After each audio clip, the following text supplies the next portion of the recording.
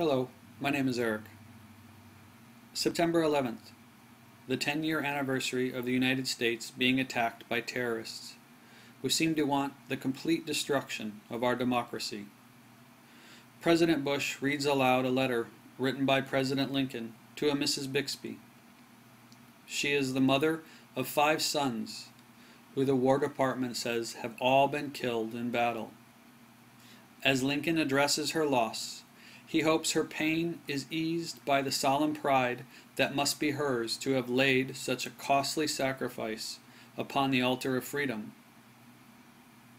President Obama speaks of these past 10 years underscoring the bonds between all Americans, how we have not succumbed to suspicion or mistrust, how we have been upholding the principles of freedom, and this is a measure of the strength of our democracy, despite attempts to break it.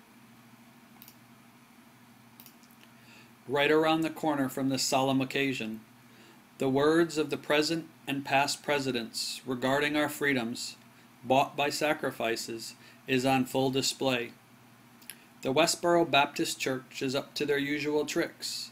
As mourners walked past to get to the ceremony, church members shouted their beliefs that soldiers and 9/11 victims died by God's hands because the United States approves of homosexuality. Holding signs that say, "Soldiers die, God laughs," and "Thank God for dead soldiers," it seems, even in America, with its tolerance, this confrontational rhetoric must be crossing a line.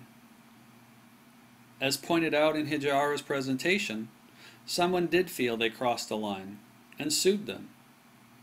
And after an initial loss, the church won when the Supreme Court weighed in on the issue. How did the Supreme Court side with these apparent hate-mongers? They did so by following the established boundaries of free speech. In 1969, the Supreme Court heard and ruled on Brandenburg versus Ohio, a landmark case for the First Amendment.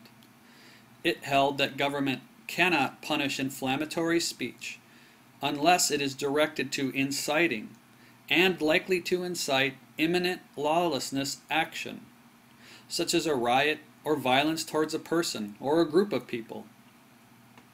This ruling invalidated 4 prior Supreme Court decisions. The litmus tests in these previous decisions were less protective of speech than today's standard. They were called clear and present danger and bad tendency. The 1969 case set precedent for future cases, allowing the Supreme Court to uphold the right to freedom of speech, even for persons or acts the majority of us find repulsive.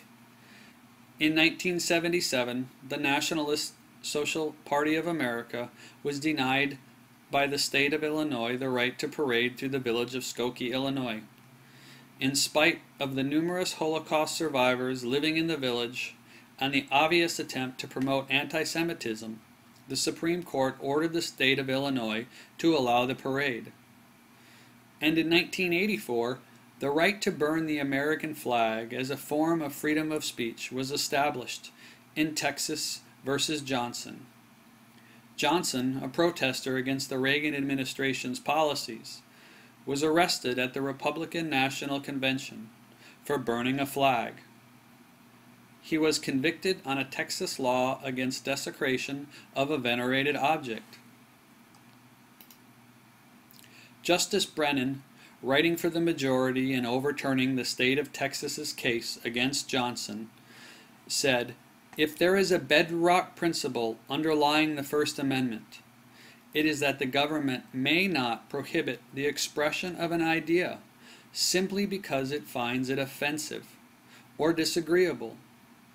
And moving forward to 2011, when the Westboro case came before the court, Chief Justice Roberts quoted this statement in his decision, thereby finding historical references protecting the church's right of freedom of speech through their picketing.